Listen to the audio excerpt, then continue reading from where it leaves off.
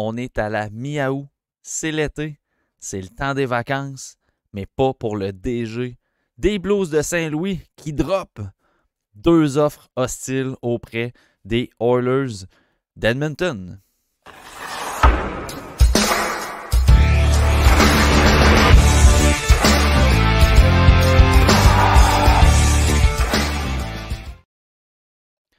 Donc, la nouvelle a sorti hier, le 13 août exactement. Offre hostile des Blues de Saint-Louis auprès des Oilers d'Edmonton. Récapitulons rapidement les chiffres. Philippe Broberg reçoit une offre de 2 saisons au coût annuel de 4,58 millions par année, évidemment. Et l'attaquant Dylan Holloway reçoit également une offre de 2 ans au coût annuel de 2,29 millions de dollars de la part des Blues de Saint-Louis. À partir du 13 août, les Oilers d'Edmonton disposent de 7 jours pour répondre aux deux offres hostiles, en fait.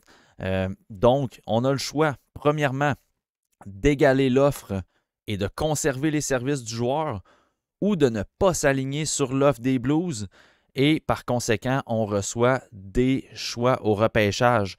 Avant de commenter cette stratégie-là, je vous rappelle de vous abonner à notre chaîne YouTube. On a des podcasts qui vont sortir à partir de septembre.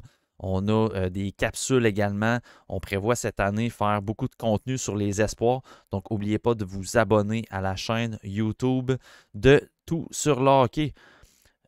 Comment fonctionne le processus d'offres hostiles dans la Ligue nationale? Ça peut paraître parfois complexe, mais quand on prend le temps vraiment de l'expliquer, c'est pas super compliqué. D'abord, quels joueurs sont visés par ces offres hostiles-là? On parle de joueurs autonomes avec compensation de groupe 2. Donc, qu'est-ce qui fait en sorte qu'un joueur autonome avec compensation fait partie du groupe 2? C'est un joueur qui en étant âgé de 18 à 21 ans à partir du premier contrat standard, pas le contrat d'entrée, mais bien un contrat standard, donc à partir du deuxième contrat dans la Ligue nationale, présente 3 années d'expérience professionnelle. Donc ça, on parle pour la tranche d'âge de 18 à 21 ans. Chez les joueurs de 22 à 23 ans, il suffit d'avoir 2 ans d'expérience chez les professionnels pour faire partie de ce groupe 2-là. Et pour les joueurs de 24 ans, c'est une seule année d'expérience chez les professionnels.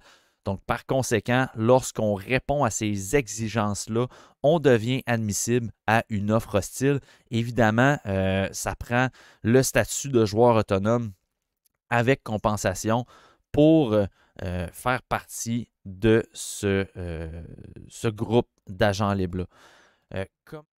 Quelles sont les compensations pour Philippe Broberg et Dylan Holloway selon Chris Johnston? La compensation pour Philippe Broberg s'élèverait à un choix de 2e ronde et pour Dylan Holloway, un choix de 3e ronde. C'est les nouvelles compensations de la convention collective. Initialement, dans la vidéo, j'avais les compensations 2023-2024. Donc, voilà, l'information de Chris Johnston, c'est choix de 2e ronde pour Philippe Broberg et choix de 3e ronde en compensation si les Oilers ne s'alignent pas. Pour Dylan Holloway, on s'entend que pour Philippe Broberg, un choix de 2e ronde pour le défenseur, à mon avis, c'est très peu en guise de compensation versus ce qu'on aurait pu avoir à la date limite des transactions 2024 quand Philippe Broberg avait une très bonne saison offensivement dans la Ligue américaine. Donc, est-ce que les Oilers l'ont échappé à cette date limite des transactions-là? Moi, je pense que oui. Je pense qu'avec une équipe comme les Oilers qui aspirent à la Coupe Stanley, on aurait pu très bien utiliser Broberg pour aller chercher du renfort immédiat avec un retour qui aurait été supérieur à un choix de 2e ronde. Donc là-dessus, je pense que les Oilers l'ont vraiment échappé. Je vous invite dans la description de l'épisode, Je vous invite à aller consulter le texte qu'on a fait sur les offres hostiles sur le site de toutsurlehockey.com. Tout le processus est vraiment bien décrit en fonction des données qui se retrouvaient sur CapFriendly, en fait. Donc, consultez le site, il est dans la description de l'épisode. Maintenant, les offres hostiles. Saint-Louis qui surprend la planète hockey. On s'en attendait pas nécessairement parce qu'il n'y a pas d'actualité au mois d'août. C'est relativement mort à ce niveau-là. Oui, les 2 joueurs autonomes avec compensation n'avaient toujours pas de contrat. Donc, c'était un scénario envisageable, mais qui aurait pu prédire 2 offres hostiles comme ça? Commençons d'abord par la stratégie d'en lancer 2. Moi, comment je vois ça, c'est que les Blues ciblaient probablement plus Philippe Broberg, d'où le contrat qui va être dur à égaler pour les Oilers d'Edmonton. Je vais y revenir sur les impacts salariales, mais je pense qu'on ciblait vraiment un espoir en défensive du côté des Blues, ce qui fait que Dylan Holloway, l'offre est facilement égalable pour les Oilers d'Edmonton, contrairement à Broberg. Et d'en lancer 2 comme ça, ça permet aux Blues de peut-être s'assurer d'avoir Philippe Broberg parce que là, les Oilers doivent s'aligner sur 2 offres plutôt qu'une. On ne sera pas capable d'aller sauver de l'argent sur le contrat de Dylan Holloway en conservant les services de Philippe Broberg parce que les 2 sont visés par des offres hostiles. Donc, le contrat soumis par les Blues, c'est obligatoirement les contrats que les Oilers vont devoir donner pour la prochaine saison, ce qui est une stratégie quand même assez bold. Ça prend des bonnes couilles pour le faire, mais c'est quand même du génie de la part de Doug Armstrong en ce qui me concerne.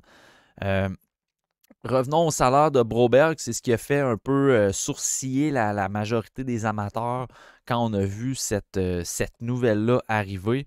En fait, moi, comment je vois ça, c'est que les Oilers d'Edmonton, cette année, on a vu quelques experts ou pseudo-experts sur les réseaux sociaux mentionner que plusieurs formations pourraient venir aider les Oilers afin d'assumer le contrat de Philippe Broberg cette année.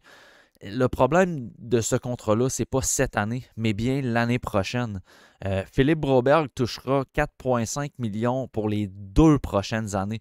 Cette saison, pas dramatique. Tu as Evan Durkheim qui peut être placé sur la LTIR. Encore là, s'il revient pendant la saison, son salaire doit être pris en ligne de compte. Donc, on pourrait dépasser tout simplement la masse salariale à ce moment-là. On a plusieurs options du côté d'équipes qui pourraient absorber des contrats.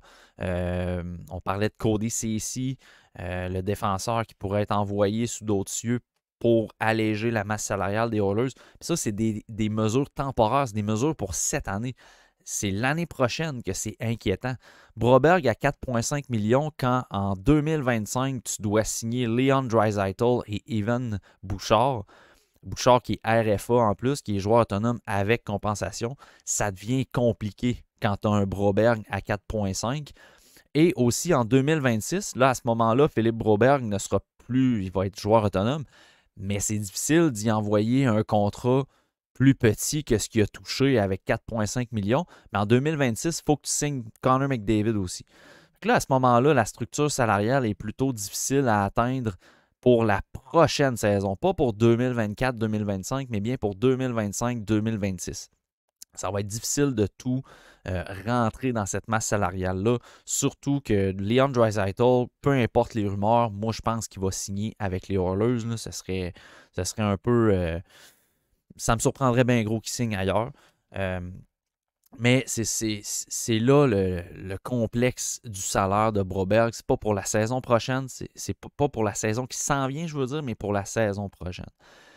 Puis, ben, disons que les Oilers signent Broberg. Ils décident de s'aligner sur l'offre. On parle ici d'un défenseur qui est incapable de s'imposer dans la Ligue nationale. Il a 23 ans, son développement n'est pas terminé.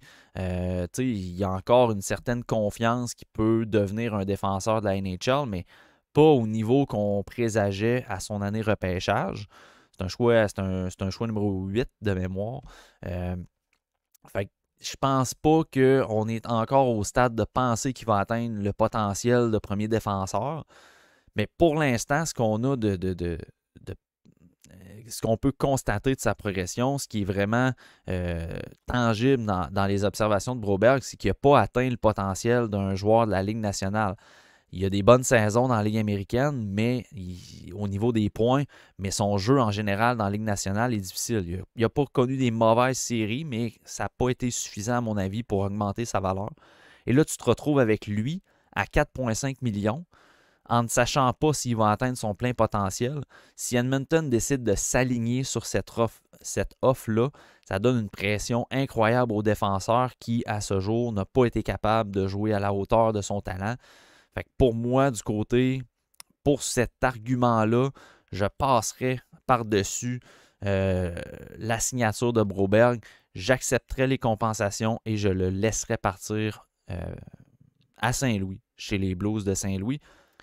Dans le cas de Dylan Holloway, ben, je pense que c'est le maximum. En fait, c'est le maximum que tu pouvais offrir dans sa tranche de joueur autonome avec compensation. Du côté des Blues, ils ne pouvaient pas y faire une offre supérieure, je crois, en raison des années professionnelles et tout. Mais je pense que cette offre-là va être facile à égaler pour les Oilers d'Edmonton. Je pense que c'est un contrat qu'on aurait pu même donner bien avant qu'on en vienne à des offres hostiles. Du côté des Oilers, ils ont des spécialistes pour calculer les chiffres. Fait que, je vais faire confiance en leurs experts. Mais je pense qu'au niveau salarial, ça aurait pu très bien fonctionner qu'on offre un contrat de 2 millions 2 ans pour Dylan Holloway, qui, à mon sens, a connu des bonnes saisons, des bonnes séries, je veux dire. Il n'a pas produit offensivement. Je pense pas que c'est un gars qu'on peut projeter dans le top 6 des Oilers d'Edmonton, mais je pense que sur un 3e, 4e trio, le jeune Holloway peut très bien faire le travail. On l'a vu en série. Fait que c'est pas un gars qui va donner incroyablement beaucoup de chiffres, mais c'est un gars de rôle qui peut devenir intéressant dans l'alignement. Puis à 2 millions, 2 points quelques millions par année pour les 2 prochaines années, c'est un salaire qui est totalement justifié. Fait que je pense pas qu'Holloway va partir pour les Blues de Saint-Louis, mais je pense que Philippe Broberg va devoir faire ses valises. Si j'avais une prédiction à faire, va devoir faire ses valises pour se retrouver avec les Blues de Saint-Louis. Bref, c'était la petite capsule sur l'actualité présentement dans la Ligue nationale de hockey au niveau des offres hostiles de Philippe Broberg. Normalement, les Oilers doivent répondre d'ici le 20 août. Donc, les offres hostiles sont arrivées le 13 août, 7 jours plus tard, donc le 20 août. Les Oilers d'Edmonton devront décider s'ils s'alignent ou non sur les offres hostiles déposées par les Blues de Saint-Louis. En commentaire, dites-nous vos prédictions sur l'issue de ces offres hostiles-là. Et je vous invite également à vous abonner, chaîne YouTube, les plateformes audio pour les podcasts, notre Patreon également, patreon.com/TSLH podcast. On a un top 50 des meilleurs espoirs de la Ligue nationale qui est présentement disponible. On a une première partie, on tourne une deuxième partie sous peu. Tout ça, c'est disponible sur le Patreon seulement. Donc, si vous voulez avoir des podcasts exclusifs, abonnez-vous au patreon.com. Donc, merci beaucoup d'avoir été à l'écoute de cette capsule. Puis, on se revoit dans une prochaine capsule ou dans un prochain épisode du TSLH Podcast.